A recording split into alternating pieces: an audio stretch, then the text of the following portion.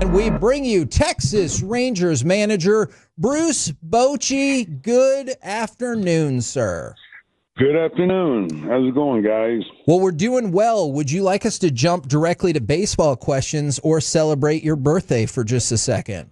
We'll go right to baseball. Yeah, I'm good with whatever. Hold on. You told us last week that Tony Beasley sings to the guys, but you don't let him sing to you. So has anybody sung to you yet, and would you like us to? You know what? I'll pass, but I'd really appreciate that. And that's the same thing I tell Bees, but he'll find his way in here. He's relentless, so it's pretty much a hide and seek game with him today. Now, well, then in terms of contemporary baseball questions, you could make a really strong argument that the back-to-back starts from Tyler Mahle are the best back-to-back starts he's had in probably 4 years. Aside from just getting healthier, what have you seen from him in these last 2 starts that has made him so effective? Well, he's got 4 pitches that he has. He's got a good ride on the fastball. He pitches on that top rail very well, but he goes in and out. So he's got the quadrants that he can work with, and I talked about it last night a little bit. There's no panic in him. You see him out there, how calm he is, and he just has the ability, to execute a big pitch when he has to.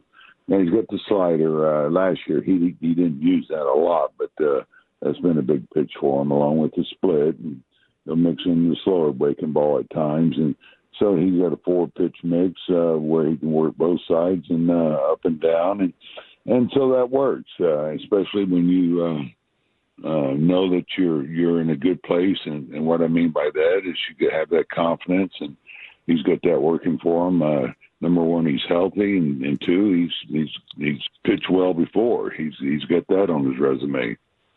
Now, I know obviously you're going to check with all your players to make sure they're doing okay, but does any special precaution or I guess follow-up have to go with Tyler Mahle, just because obviously he has had a long road to get back to pitching? Yeah, we always try to monitor their workload. I don't think there's been anybody that we should have concern over. He was at his limit last night.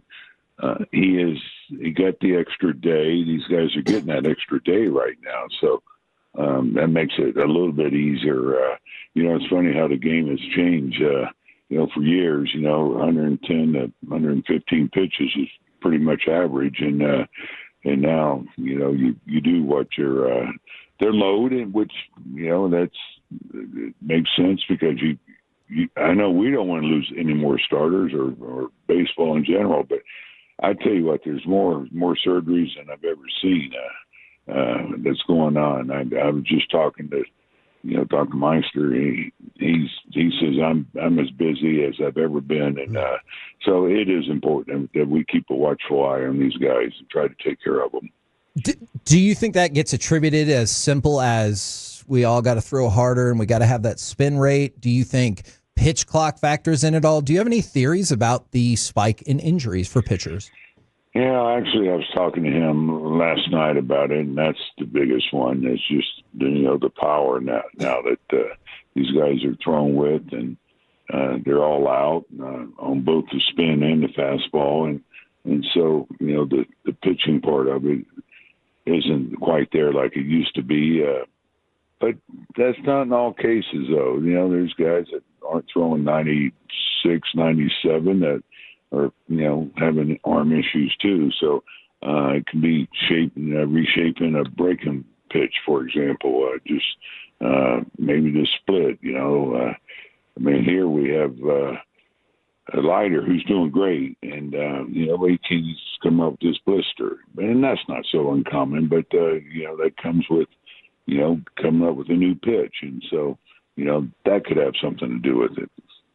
By the way, how is Leiter feeling? How are we feeling on that right now? He's feeling good. He's going to throw live here tomorrow, and so all goes well, then he'll be ready to make a start. We haven't determined what we're going to do there, but I know there's talk. I've been asked about him going on a rehab, but we have not made that determination yet. So we'll see how it goes tomorrow. Is there any particular reasoning on a pitcher-to-pitcher basis of, like, why does one person need a rehab start versus another one we feel is comfortable to go right back into the rotation? Yeah, I think more than anything is what determines that is how long have they been out. Yeah. You know, that plays a big part in it. Now, sometimes it's need. You look at who we have going tonight, Patrick Corbin. You know, we had some injuries and we needed him, and he's been stretched out. Never pitched in a game. He threw a sim game, we call it, and so it was important for us to have a starter out there, and he has experience. We made sure that he was comfortable doing it, and he was from the get-go. He was hoping he wouldn't have to do a start in the minor leagues because he missed spring training. So everybody, we're all different. I'm talking about players, how we treat them, and you know, it's important that we do make the right call because we don't want to put them at risk, and that's our biggest concern is to take care of these guys. One of the things on the TV broadcast last night that I noticed, Boch, was Dave Raymond. They were talking about Mahle, and I think David Murphy said he's still coming around to feeling comfortable on the mound. And then Dave Raymond mentioned that DeGrom's still kind of going through something like that. And then I started thinking there are some guys that they were getting out of spring training, they're still trying to get comfortable with what they're doing, not just on the mound, but some other position players as well. Do you find it difficult to be patient with guys that are kind of trying to find that, or do you feel like, no, every player is eventually going to find their groove? Yeah, I try to stay positive on this and just know who they are and what they've done. And there's no reason why they're not going to do it again. And some guys are slow starters. Now you're taking somebody like Jacob deGrom. He's missed a lot of time. Yeah, he came up last year and pitched a little bit, but still, you know, he's trying to get in that groove and get his good command. Some guys they heat up as it gets a little warmer too. But you know, hitters, it's hard to explain why some guys are slow starters. It's been talked about with Marcus. You know, he's notorious for being a little bit of a slow starter, and so it's just at bats and getting that timing and everything. Just goes to show you how important the rhythm and timing is, whether you're hitting or pitching, to get to where you need to be to execute the pitches or hit the pitches that's being thrown at you. And sometimes that just takes a little longer for some guys. We were talking about the Higashioka and Jonah Heim split and how closely even those have been, and I like that how that approach has gone. But I was kind of curious, did you think that bringing Higgy in would bring some competitive fire to Jonah, or was that more about getting Jonah's legs back up under him after that long World Series run? Yeah, I think more than anything, Jonah got more of a rest. I'm not sure he did some self-evaluating, maybe what he could have done different. Not that, he would have done something different.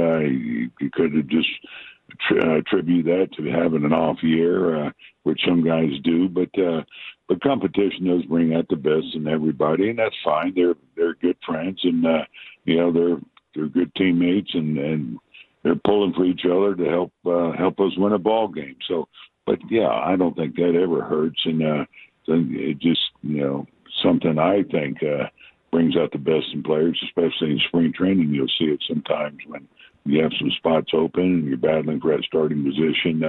It's good. It teaches you, number one, I think, don't drop your guard, because someone's always trying to get your job, and two is you always want to feel like you got to play at the top of your game, and can't get complacent there. So, but with those two, I think they complement each other so well, and they're both going to be better players by how we're going to split this thing up. Because we plan on playing important games here toward the end of the season, and we want those guys fresh. Now, it's only 17 games into the season, and obviously you guys are in first place, so you got to feel good about that. But you mentioned people that are notoriously slow starters. I'm curious, how long does a start last? Like, how long are you into the season before you're like, this isn't the start of the season anymore? Like, this is a trend, and maybe we got to do something. Yeah, I've been asked that a few times. With hitting, maybe what I've mentioned, 100 at bats is that's a number that gets thrown out there a lot. But again, it's different with every individual. It can be 40 games for a team.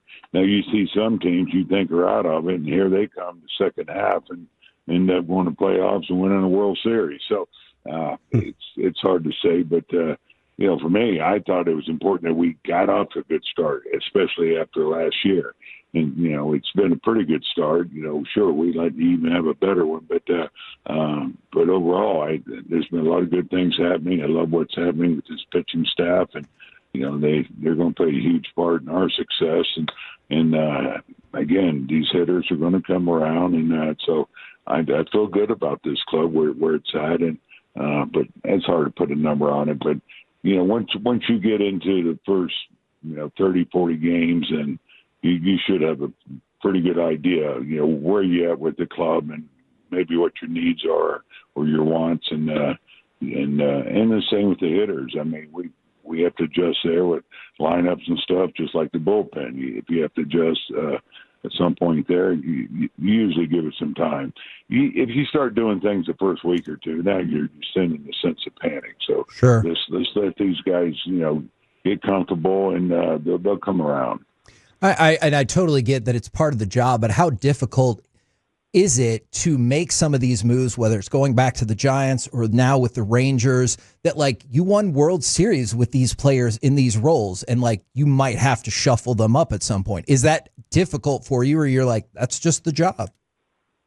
Well, that's my job. Yeah, no getting around it, is to put out the best club that we can put out there to win a game, whether it's the lineup, the offensive part of it, or how we use the bullpen. Yeah, I mean, I've always said you can't live on yesterday's headlines. I mean, sure, you pull for these guys, you know what they've done for you, but still, hey, it's all about production, and you got to do what's right for the ball club. That's the fair thing for them, along with all of us, including the fans. So that's what you have to do as a manager. What was weirder last night, Boch? But the interference calls or the dirt cam situation? Which one was like, hey, or what's going on here? Yeah, I don't know if I've seen two interference calls like that. Yeah, but I can say I've never seen the other one either. What's that called? You call the dirt cam? Yeah. I take that back. I think one time in front of home plate, it might have been during the playoffs. One sprung up there, but that was a little strange. But I mean, Higgy fell over pretty good, and Darno, the catcher, he did a good job of trying to make contact to sell it even a little bit better, but not that he had to. Higgy was so far over home plate. And I didn't mind the other interference call. I got Corey off his legs and put in Josh Young. There you go. Now, I was kind of curious before we move on here. What's your trust level in Kevin Pillar? He made a great diving catch last night, and I was kind of curious. Are you trying to find more opportunities for him in the lineup, or are you happy getting what you're getting from him right now? Yeah, I kind of like where, how he's being used right now. He's going to start against lefties. Now he may get occasional start against righties if we haven't seen one in a while. But I got some pretty good outfielders that between Leo. Now you got Wyatt coming back. He's doing well, so he's probably going to be back at some point this weekend. And then Dustin Harris. Smitty, I got to find a spot for him. So that's the difficult part of when guys are doing pretty good and you're trying to get them all in there. Harris's first game first start hits a home run. So I'm going to see how Smitty's doing today, for example. He may need another day. He's got a pretty good bruise on his hand. So if he can't go, you'll see Harris out in left field. And you just mentioned Langford. I know he was supposed to swing the bat yesterday. Since you said he could be good to go for this weekend, safe to assume that went well yesterday? Yeah, he's doing great. Yeah, so swinging the bat now. He'll get some some live BP, and so then he'll probably DH a game or two in the minor leagues. To give him some game action and maybe play a little bit and just to test him out. And you also mentioned Evan Carter. Are you kind of hoping that you can get him up to the big league soon? Yeah. I'm hoping, he gets on track here. We know what Evan can do. I mean, he's a special player when he's healthy, where he can hit, run, play defense, all those things. And we plan on having him up here at some point, and we're hoping sooner than later. All right. Well, we appreciate the insight as always. Thanks for your time and happy birthday. Happy birthday, Boch. All right. Thanks, guys. I appreciate that. Thank you. Yes, sir. Go get Rangers.